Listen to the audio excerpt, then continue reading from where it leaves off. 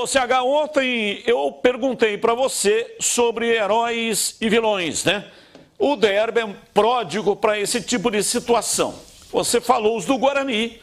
Se quiser, pode responder. E faltou você falar os da Ponte Preta. E aí, vai ter herói? Quais são os candidatos? E vai ter vilão? Quais são os candidatos dos dois lados, na sua opinião? Bom, eu espero que não aconteça, não haja nenhum tipo de vilão. Espero que o jogo seja disputado no pau, na velocidade, na intensidade, mas sem vilão. Porque isso realmente você tem toda a razão, marca e é muito desagradável. Eu torço para que nenhum dos 22, dos 25, de todo mundo que esteja jogando, que todo mundo faça legal o seu trabalho, independente de quem vai vencer o jogo. Agora, em termos de heróis, eu acho que tem muito potencial na Ponte é o Gé e o Elvis. E no Guarani, quem tem potencial, eu só vejo um com potencial. Normalmente isso não é regra, né? De repente aparece um herói improvável e normalmente isso acontece. Mas quem tem uma qualidade e um potencial é o Caio Dantas. Para poder ser o cara do jogo, eu penso mais ou menos nessa linha aí, Batista. E para você, Tigrão, quais são os candidatos para heróis e aqueles que podem, de repente, numa eventualidade, uma falha, como já aconteceu, né? No caso do Guarani, por exemplo, com o Birigui, falhou num derby no campo da Ponte e foi perseguido durante a vida inteira por aquela falha, derby de 1981. E já aconteceu também em algumas oportunidades pelo lado da Ponte. Mas e aí, Tigrão, heróis e vilões? Batista, espero que não tenhamos vilões. É melhor para o jogo, né? Porque às vezes o jogador acaba com a carreira dele por conta de um jogo assim. Um lance, uma fatalidade. O Birigui foi um grande goleiro, foi ídolo, multicampeão lá no Santa Cruz e jogou por outras grandes equipes do futebol brasileiro. O derby do Birigui foi o derby, olha, tão importante ou mais importante até do que o de 2012. Que levou o Guarani para a final 3-1, derby do Medina. Ó, ao invés de a gente falar o derby que levou o Guarani às finais do grande Campeonato Paulista de 2012 contra o Santos de Ganso e Neymar. Não, a gente fala o derby do Medina. Aí a gente vai lá para 1981, 3-2 para a Ponte. Para mim, o maior derby que eu já vi na vida. Não é pelo resultado, pela qualidade técnica e pelos times, né? A dupla ofensiva do Guarani era Careca e Jorge Mendonça. Só isso. Só, não vou me aprofundar muito mais. Careca e Jorge Mendonça. E a Ponte com time base ainda, parte do time base fantástico de 77, mais envelhecido e com alguns enxertos importantes. Valeu o que esse derby? Ele valeu uma vaga na final, porque era título do primeiro turno, por isso que eu falo que é mais importante. Teve volta olímpica, teve troféu, teve o campeão do primeiro turno e o campeão do primeiro turno já estava pré-qualificado para ser finalista do Campeonato Paulista daquele ano, que o campeão foi o São Paulo. Onde o campeão foi o São Paulo, em cima de quem? Da Ponte, que ganhou o derby por 3-2, mas um derby extraordinário, num dia de semana, numa quarta-feira à noite, no estádio Moisés Lucarelli. Aí a gente vem aqui e fala assim, lembra, esse foi o derby do Birigui.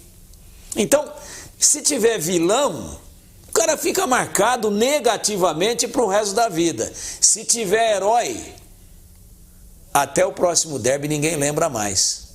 Ninguém lembra mais, né? O Zusa chegou a marcar 4 gols na Ponte, o maior artilheiro do Guarani em derbys. 4, numa virada sensacional. O Eldon marcou 3 gols no Guarani, o Rirena marcou 3 gols no Guarani. A gente que está aqui lembra, né? Mas ninguém fala assim, foi o derby do Rirena, foi o derby do Eldon. A gente que milita aqui tem que consultar o Edu Pinheiro para falar qual que ano que foi o Eldon mesmo.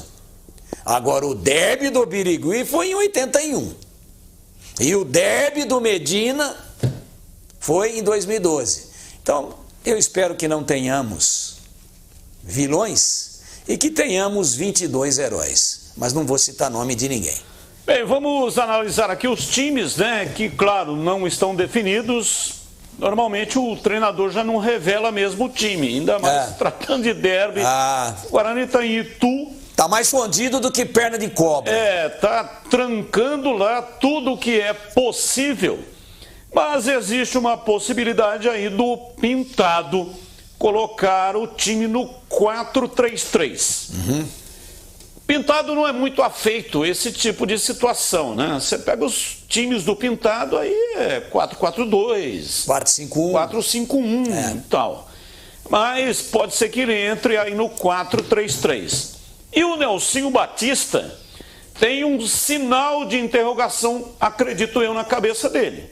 O time que jogou contra o Ceará foi a melhor partida da Ponte no ano, indiscutivelmente. E aí ele tem titulares que estão disponíveis para o derby. Aí o que o treinador faz? Coloca o time que jogou contra o Ceará ou voltam os titulares. Estou falando aí do caso do Gabriel Risso, que não atuou porque tinha um desgaste e foi poupado nessa partida contra o Ceará. Elvis, que é o titular, estava suspenso, terceiro cartão.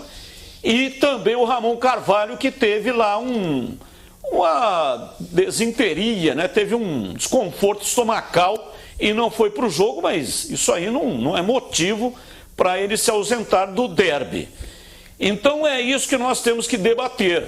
Como é que os técnicos vão trabalhar com essas situações? No caso do Nelsinho Batista é o chamado problema bom, e no caso do Pintado é um elenco curtíssimo. E ele terá que tirar um coelho da cartola para colocar um time minimamente competente. O Nelsinho tirou um coelho da cartola, né? Um coelhão, e o cara é grande, né? É um coelho gigante, que foi o Castro. A hora que eu vi a escalação, eu falei, Nelsinho tá batendo fora do bumbo, você vê a inteligência. Mas ele que vê os treinamentos, né? A gente aqui fica analisando aquilo que vem mais ou menos que pronto, ó, que a gente vê aí, a imagem de arquivo, né? Não vou lá ver treino, nem o clube permite, ainda mais em semana de derby. Mas ele fez alguns testes entre o jogo de Ribeirão Preto, quando a Ponte perdeu para o Botafogo por 2-0 e foi muito mal, e o jogo contra o Ceará. E aí achou, peraí, esse cara de origem é volante? Vou testar. Vou testá-lo. Não tem por onde. Botou, mas ia com o Ramon Carvalho. Aí o Ramon Carvalho tem problema lá de intestinal, comeu alguma coisa que não estava legal, não sei. E aí ele vem com o Castro. Aí lateral, Risso, véspera de derby, último jogo antes do derby, tá com desconforto, vou poupar. Vou fazer voltar o Luiz Felipe. Na escalação original, Luiz Felipe na esquerda, né? Falei, puxa, mas o cara já não joga há tanto tempo e ainda vai voltar fora da dele? Puxa, não, o Igor Inocêncio na direita, Luiz Felipe na esquerda. A hora que começou o jogo foi invertido, inteligentemente. Pelo menos sem ritmo, mas na dele o Luiz Felipe. E o Igor Inocêncio que vem jogando na esquerda. Craque do jogo, o Igor Inocêncio. Craque do jogo, foram dois, o Castro. As duas grandes novidades do time da Ponte. Surpresas. No primeiro momento a gente estranha. Então pode ter alguma surpresa? Pode, mas eu não acredito. Falando do lado da Ponte, eu acho que o Nelsinho não vai fazer nenhuma coisa nem outra. Manter o time inteiro que começou contra o Ceará ou manter o time inteiro que vinha jogando. Ele vai fazer no meio. No meio. Eu acho que o Castro e o Dodô jogam. E eles não vinham sendo titulares. Mesmo com a volta de todos os titulares. E quem é que sai? Não, quem é que sai? Ele vai fazer... Não vai jogar com 12. Não, com 13. Ele vai fazer um 4-4-2. Não, porque o Dodô já jogou, né, a última partida. Então... O Elvis que não jogou. Mas o Dodô jogou, precisa voltar o Elvis. Então ele volta com o Elvis e manter o Castro no time. Agora, a questão da lateral de esquerda, ele vem com o Risso, olha, esse daí vinha jogando. E volta o Inocêncio para a lateral direita. Sai Luiz Felipe. Sai Luiz Felipe, totalmente sem ritmo. Mostrou isso contra o Ceará. Então eu acredito que Pedrão, o Igor Inocêncio, né, Sérgio Rafael, Matheus Silva e Risso, né, vamos ver se está batendo. Olha lá, Pedrão, Igor Inocêncio, Matheus Silva, certo? Tá certinho isso. Emerson Santos, Elvis, Castro.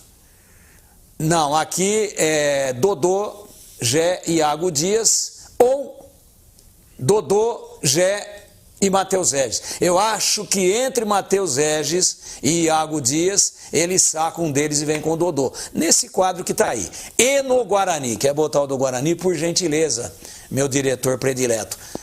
No Guarani é mais fácil da gente tentar entender o que vai acontecer, porque ele inclusive tem desfalques. Ele é o Pintado, né? Ele tem jogadores suspensos. Então, vamos lá. Esse time que aí está, Vladimir, ok, Diogo Matheus, ok, Léo Santos, ok, Douglas Bacelar, ok, Jefferson, ok. Não acredito em nenhuma surpresa nesse compartimento. Bueno, Luan Dias e Camacho jogam os três. João Vitor, Caio Dantas e Ayrton. Aí eu tenho a minha dúvida. Você falou, o que será que eles vão fazer? Aí eu acho que ele pode sacar um dos atacantes e vir com um volante a mais, que é o Lucas Araújo. Quem seria? Lucas Araújo. Tá? Ele pode tirar, por exemplo, o Ayrton, que vem bem, se recuperou, não começou bem, mas vem bem. Ou o João Vitor, Caio Dantas, absolutamente certo. Agora, você mesmo falou outro dia na Rádio Bandeirantes que o Guarani não tem nenhum volante com a característica do marcador, do brucutu, do cara... O perdigueiro. Perdigueiro, cão de guarda, o cara protetor da cabeça da área. Como era o Pintado, aliás, e fazia isso magnificamente bem no São Paulo, bicampeão do mundo. Qual que é o volante? Fechando. Qual que é o volante marcador, mais com característica de marcador, mesmo sem ser tão especialista, mas que mais marca do time do Guarani? É o Lucas Araújo. Então, eu acho que os dois times vão num 4-4-2, mas é achologia. Se for no 4-3-3, nada demais, nenhuma surpresa e boa sorte para todo mundo. Vamos lá, CH é metal, esfregando em metal, domingo 18h30. Brinco de Ouro.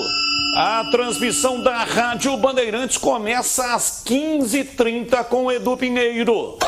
Não perca, 85,7 em FM e no youtube.com/Rádio Bandeirantes Campinas. Vamos lá, CH, quais são as suas ideias para a montagem dos dois times? O Guarani tem uma situação mais complicada para armar o time porque as opções são menores, não é? Ele vai colocar um time, evidentemente, que todo mundo mais ou menos já sabe, mas ele deveria colocar um time que funcionasse, né? E não é por aí, ele está indo pela situação menos pior, na minha modesta opinião.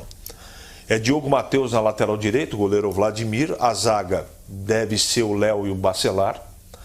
Na lateral esquerda tem uma dúvida, eu acho que aí pode ser uma novidade. O Vinícius, não sei se tem punch para suportar uma partida dessa. É muito garoto e tem problema no preparo físico. Você se lembra o que disse o Pintado, não é? E o que disse o Toninho Cecílio a respeito. O menino não suporta fisicamente, não é? Não, mas aí é o Vitinho. Desculpa, Vitinho. Não é o Yuji. Eu falei do Yuji pensando no Vitinho. Então, mas o Vitinho é outro jogador, né? Vamos ao meio campo. Vitinho é lateral esquerdo e o Vinícius Yuji é volante. Volante canhoto e primeiro volante. Esse é o único jogador que o Guarani tem para jogar na cabeça da área. No meio campo não deve ter muita novidade, para desespero de muita gente. Deve jogar o Camacho, deve jogar o Bueno e deve jogar o Luan Dias. O meio campo que não funcionou em nenhum momento com nenhum treinador. E na frente, aí tem uma outra situação que pode vir uma surpresa. Ou 3 atacantes ou mais um de marcação. Eu acho que o Araújo é uma opção, mas precisa estar na cabeça do treinador, né? Porque passou Humberto Lousa, passou o Claudinei, passou o Júnior Rocha e ninguém olhou por esse rapaz. E o rapaz tem capacidade de combater um pouco mais no meio campo. Mais ou menos por aí. Falando sobre a Ponte, eu quero dizer o seguinte. Na cabeça do Nelsinho Batista, a coisa está desenhada, na minha modesta opinião, pelas atitudes que ele tem, não é? Igor Inocêncio, o Risso volta na esquerda, a zaga é o que jogou contra o Ceará. Meio campo também tem o meio campo titular. Emerson Santos, Dodô, Elvis, aí tem uma dúvida. Pelo futebol apresentado pelo Castro. Volta o Ramon Carvalho para dar qualidade no passe, eu prefiro, ou o Castro que jogou pra caramba contra o Ceará. E na frente não tem nenhuma dúvida, pelas escalações e opções. Gé e Matheus Regis. Esse deve ser o time da Ponte. Vamos lá, Tigrão, o seu complemento aí em 15 segundos. Se o Gabriel Risso não for para o jogo, não vai me surpreender. Tem uma informação extraoficial de que ele está fora do derby. Extraoficial. E aí? Aí não tem muito o que fazer. Ou é o Luiz Felipe, não é? Ou a opção do volante que cai por ali e mantém o Igor Inocêncio na lateral esquerda. Estou falando do Dudu Vieira. Ou é Igor Inocêncio ou Dudu Vieira na lateral direita, e deve ser mantido o Igor Inocêncio na esquerda. Felipe, sem ritmo, provavelmente Dudu Vieira. Risso, extraoficial. Mas anota aí no caderninho para domingo, 17h30, uma hora antes do jogo, a gente confere. O argentino Gabriel Risso está fora do jogo.